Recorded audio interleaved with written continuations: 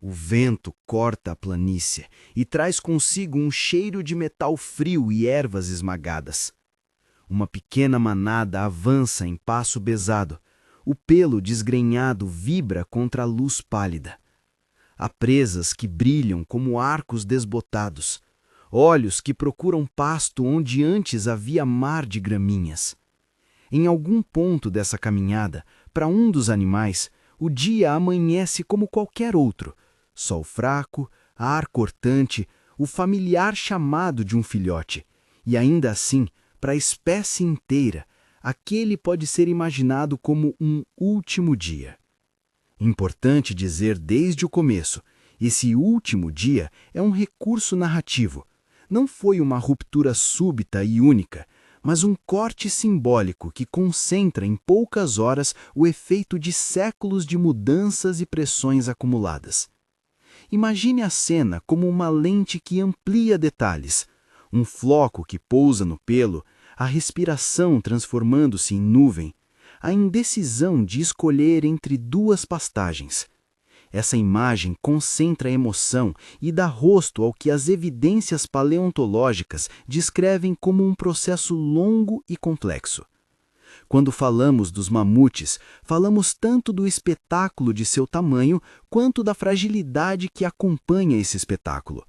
Eles foram gigantes do Pleistoceno, mas gigantes vulneráveis a uma conjunção de fatores que, somados, levaram ao desaparecimento. Se essa história te interessa, se gosta de narrativas que ligam passado e presente, inscreva-se para mais. Os mamutes lanosos eram criaturas moldadas por um mundo frio. Camadas espessas de subpelo e um casaco externo mais longo serviam como isolamento. Sobre a pele, depósitos de gordura ajudavam a conservar calor e oferecer reserva energética nas épocas escassas. As presas curvadas e maciças não eram apenas instrumentos de defesa, eram ferramentas para raspar neve, mover troncos e competir em disputas sociais.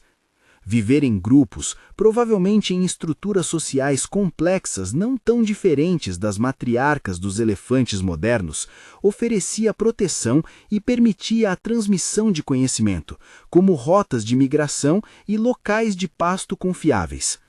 O ecossistema em que esses animais prosperaram, vastas estepes frias, com gramíneas resistentes e arbustos baixos, era uma máquina de sustentação para grandes herbívoros. Ao redor deles, outros gigantes caminhavam. Rinocerontes lanosos, bisões robustos, felinos de dentes de sabre que espreitavam nas sombras e ursos das cavernas que dominavam recantos rochosos. Juntos, esses animais formavam uma teia de interações. Pastagem modelava o solo, rastros criavam microhábitats e carcaças alimentavam uma série de organismos. Era um mosaico de vida em grande escala, onde mudanças numa peça reverberavam por todo o tabuleiro. Mas o mundo que conheciam começou a se transformar de maneira quase imperceptível. Quando o clima aqueceu após as fases mais frias do Pleistoceno, os estágios de transição não foram um único salto, mas uma sucessão de deslocamentos ecológicos. As estepes secas deram lugar a terrenos mais úmidos. Pântanos e florestas começaram a se expandir onde antes havia pastagens abertas. Para um herbívoro especializado em gramíneas curtas e nutritivas, essas mudanças significaram perdas de alimento de qualidade e dificuldade para se mover em terreno encharcado. Rotas migratórias que funcionavam há gerações foram interrompidas por lagos expandidos, terra movediça e novas formações vegetais. Essas transformações trouxeram ainda outros problemas, menos visíveis à primeira vista. O aumento de umidade e temperaturas mais amenas favoreceu a proliferação de insetos e parasitas, que antes eram controlados pelo frio intenso. Doenças que circulavam em populações mais densas e ambientalmente estáveis encontraram novas oportunidades em animais já estressados por falta de alimento e mudanças de habitat. A combinação do estresse nutricional, exposição a patógenos e alterações no padrão de reprodução sutilmente corroeu a resistência de populações que pareciam imponentes e resilientes. Ao mesmo tempo, Um ator que já havia coabitado com os mamutes por milênios mudou suas estratégias. Populações humanas pré-históricas tornaram-se mais numerosas, mais organizadas e mais eficientes em tecnologias de caça.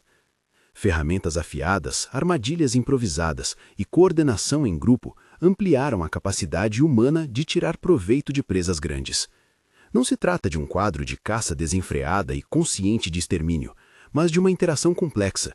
Quando a disponibilidade de pastagem diminui e o número de presas encolhe, mesmo uma caça em níveis moderados pode ter impactos desproporcionais. Um animal abatido numa época de abundância é uma perda. Abatê-lo num cenário de populações já fragilizadas pode empurrar todo um grupo para um declínio irreversível. Essa combinação de fatores climáticos, ecológicos e antrópicos criou situações em que populações começaram a se fragmentar em bolsões isolados. Algumas dessas populações persistiram por mais tempo em refúgios, ilhas ou penínsulas protegidas por corredores de mar ou gelo, onde mudanças locais permitiram a manutenção de indivíduos por eras adicionais.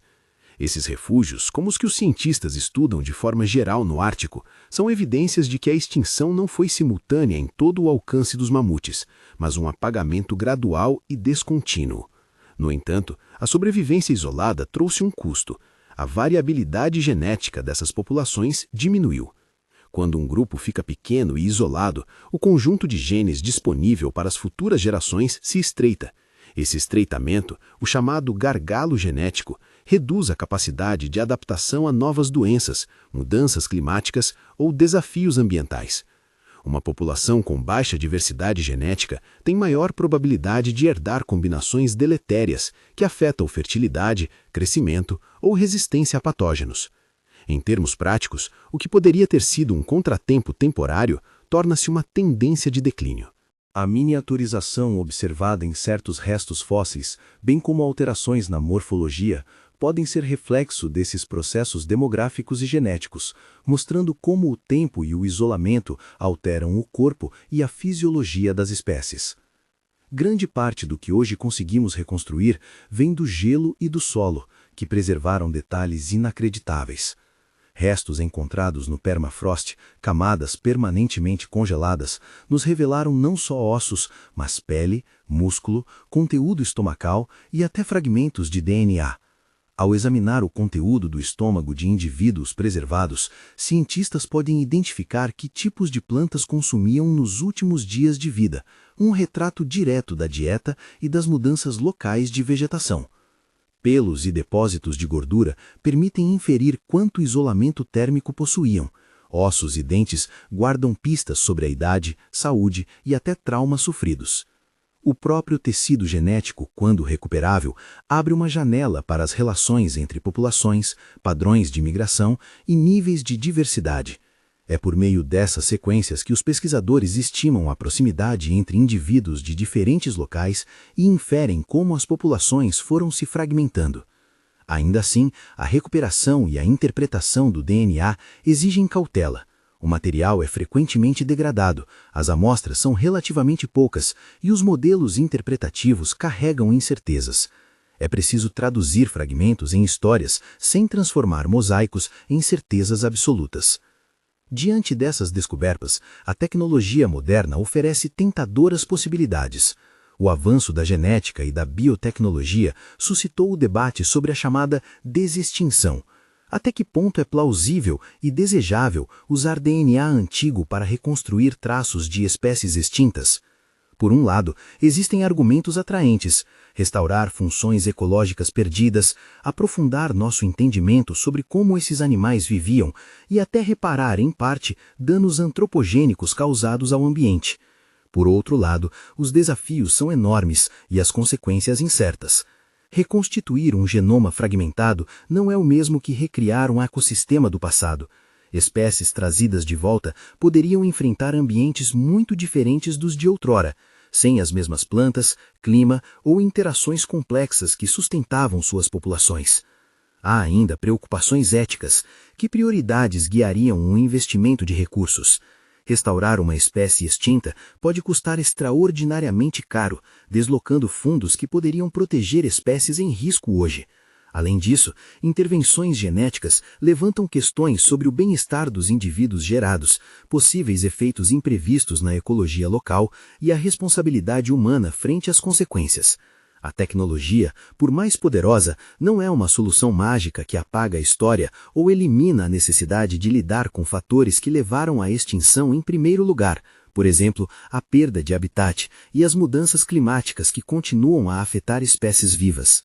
Voltando à manada da nossa cena inicial. Ao longo do dia simbólico, cada desafio que o grupo enfrenta, lama que prende os cascos, menor qualidade nutricional do pasto, predadores mais ousados, caçadores humanos atentos, não precisa ser catastrófico por si só. É a soma, o acúmulo de pequenas pressões que cria uma trajetória de declínio. Há momentos em que um membro sucumbe e o grupo sente. Menos indivíduos significam menos proteção, menos cuidado com os filhotes, menos capacidade de encontrar novas pastagens.